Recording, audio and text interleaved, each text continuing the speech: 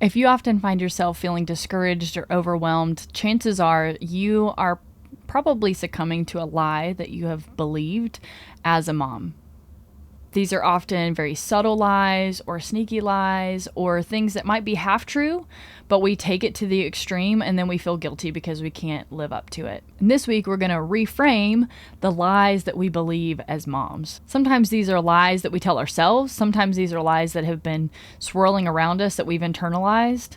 But whatever the reason is, they've become something that has brought intense guilt or shame into our lives. And we need to reframe them in light of truth. We need to reframe them in light of what the Lord says to help prevent us from that shame spiral, that guilt that's so overwhelming that we can't feel any way out of it. We need to be able to have truth that we can cling to in that moment because it's so vital for us, for our mental and emotional health. And I feel like this is probably going to be a multi-part series. This is the first one. We have, unfortunately, plenty of stuff to work with here, right? Today we're just going to be diving into 3, but I feel like I would love to continue this on as I get to hear from you more, hear what you're struggling with, and say, hey, how can we come together and how can we reframe this in light of truth? Welcome to Becoming a Mindful Mom. I'm your host, Courtney Tong, and I am a wife and a mom who believes that our spiritual life doesn't have to be stale and stoic, but that it can be beautiful and flowing into every part of our life, our marriage, and our motherhood. If you are tired of feeling overwhelmed, isolated, and simply surviving in motherhood, you are not alone. I want to equip you with the tools to have healthy boundaries, authentic connections with others, and a flourishing spiritual life. If you are ready to become the best version of you as a beloved daughter of the King, as a spouse, as a mom, as a friend, you are in the right place. I want you to go to the microwave, grab the tea or coffee that you already forgot about, throw some ice in it like we did it on purpose, and let's get started. Now, the first lie that we're going to be looking at today is I am not enough. I'm not enough. Oh my gosh. Who wants to actually talk about this? Because I don't, but it is something that's so important and so relevant to probably all of us that we have to talk about it. You know, let's go ahead and just be real. Let's just go ahead and lay it out because this is where we are. And if we don't feel like we are, being enough as a mom, as a wife, as a friend, as taking care of ourselves, like, this is tough. This is tough. That's our whole life, right? Motherhood, marriage, friendship, let alone you start talking about ministry and serving and giving, and you just feel like there's so many things. How can I do it all? How can I be good enough as a mom, as a wife, as a friend, as someone that's serving others? I'm here to tell you, friend, that you don't have to be all of those things to the full extent all of the time. Because if you were, then you would be Superman or Superwoman. I mean, it's just not realistic, but somehow we've come to believe that I have to be all of these things to the best all of the time. So I want to read a verse to you that's really been impactful in my life. And it's not always the easiest one to digest, but I think it can be a huge blessing to us if we're able to receive it. This is from 2 Corinthians chapter 12, verses 9 and 10. It says, "But he said to me, my grace is sufficient for you, for my power is made perfect in weakness. Therefore, I will boast all the more gladly of my weaknesses, so that the power of Christ may rest upon me. For the sake of Christ, then, I am content with weakness, insults, hardships, persecutions, and calamities. For when I am weak, then I am strong." Again, not really that like, yay, let's be weak. But how comforting is that to know, man, when I'm weak, he is strong. He shines through my weakness. He literally comes and lifts me up when I can't do it on my own. The Lord is there. We have to receive that. We have to live into that. Because he's there. Are we asking him for help? Are we so busy that we don't have time to spend with him, and so we continue to try to do it on our own? And he is like standing next to us going, hey, I'm here. Ready when you are. Let me know. And we're just going, well, I got it. Lord, you can just hold on just a second while I finish tidying this up, and then I'll get back to you. And then we don't. That kind of leads me into the second one. The second lie that we are so prone to believe as moms is there is not enough time in the day to get it all done, let alone spend time with God. Mama, I'm preaching to myself here, so don't feel guilty about this one. But this is so not true. It's so not true. Literally, if he is giving us life and he is sustaining us, why would we not spend time with him? And again, I'm preaching to myself. I have to remind myself of this all the stinking time. But I love to look at Jesus' example. What does he do? I mean, he was doing ministry. He wasn't just sitting there chilling, having an easy life, which I think is very comforting for us as moms, right? We're busy. Jesus was busy. He wasn't hurried, but he was busy and he was going from place to place doing things. So we need to look to him. I mean, he's probably one of the best examples we could say, hey, if Jesus can make time to spend with God, and he was pretty important. His schedule was way more important than my schedule. Let me just tell you. And he still made time. This is a really cool story that I hadn't seen it in the context of like reading kind of before and after until I was looking into this. And it was just such a beautiful gift. This is from Matthew 14. I'm not going to read every verse, but I'm going to kind of go through the sections to tell you what's happening. At the beginning of the chapter, Jesus finds out that his cousin John the Baptist gets beheaded. So of course he's heartbroken, right? This is his family. This is one of his closest friends and was doing ministry and proclaiming him as the Messiah. And it says in chapter 14, verse 13, now when Jesus heard this, he withdrew from there in a boat to a desolate place by himself. But when the crowds heard it, they followed him on foot from the towns. So literally Jesus is about to be mourning his cousin, John the Baptist. And the people hear that he's around. So they go to him in this desolate place. In Israel, there's you've got the towns and the villages, but then you've also got the desert and the wilderness. So he was going out of the village and he was trying to have some time, right? Have some time with God. And he wasn't able to. It says, when he went ashore, he saw a great crowd, but he had compassion on them for their sick. So he started healing people. He gets to the shore and he starts healing people. He starts doing ministry. And then it gets later and the disciples are like, hey, like we're kind of far out. It's getting late. So maybe they can go back to the village and eat. And then what story happens? Jesus feeds the 5,000. What? Like we think about this story, Jesus feeding the 5,000, but in the context of somebody just died. He was trying to have some alone time. He just finished healing people. It was a crazy, I'm sure, emotionally busy and overwhelming day. And the disciples are trying to send the people away. And he said, no, I want them to be fed. I want to take care of them. After he finishes feeding the 5,000, he tells the disciples, all right, I want you to go ahead of me in the boat. And Jesus dismissed the people. He sent them back to the villages. And then he went up to the mountain to pray. He still did it. He didn't say, well, all right, I had some important things to do, like healing people, feeding 5,000 people. That's pretty time consuming, right? This wasn't a short amount of time.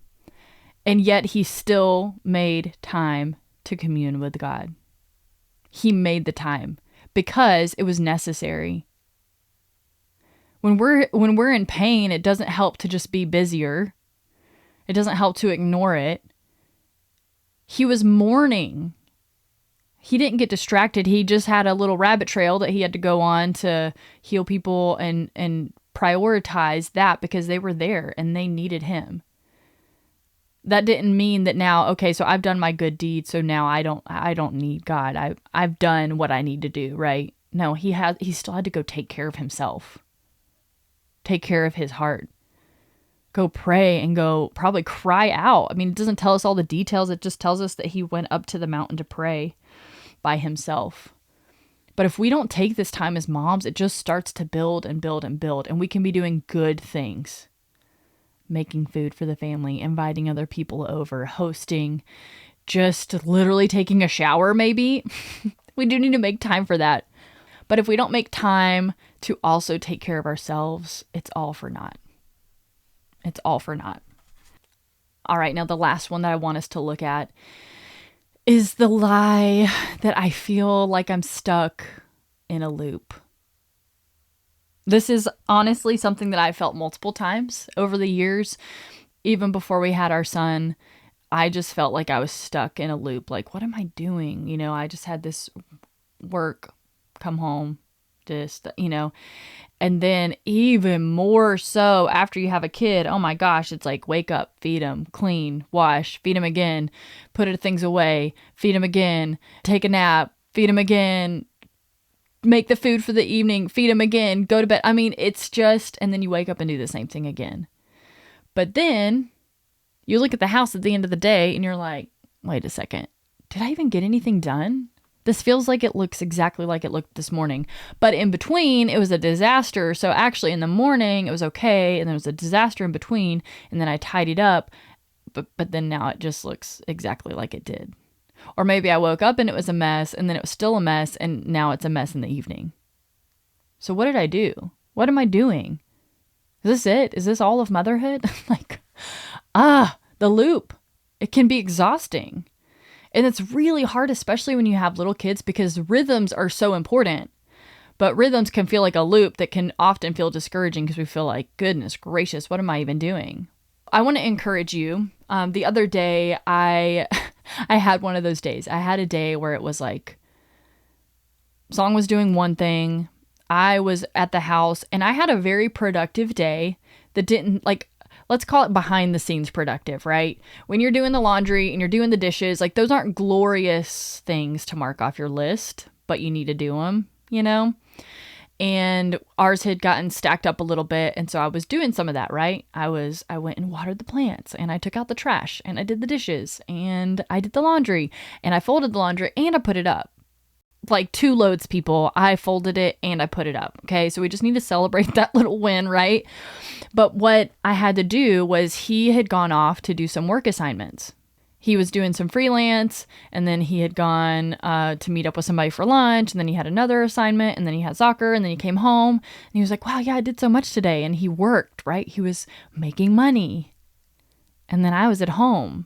So this was our off day, right? So he's doing freelance. I'm not working because I'm at home for the day for being off. And so I'm going, okay, well, like I did stuff too. Mine didn't have money value. Like I could say, hey, the paycheck is coming, but your clothes are put up. And so I had to pause. And before I kind of reacted in frustration, I just said, hey, I just want to celebrate what I did today. And so just so you know, because you probably won't notice, it's like when we get a haircut, like, are they going to notice? Maybe. I did the dishes, put them up. It finished. So I put those up too. I did the laundry. We got the trash bag swapped out. We got the recycling ready to go for tomorrow.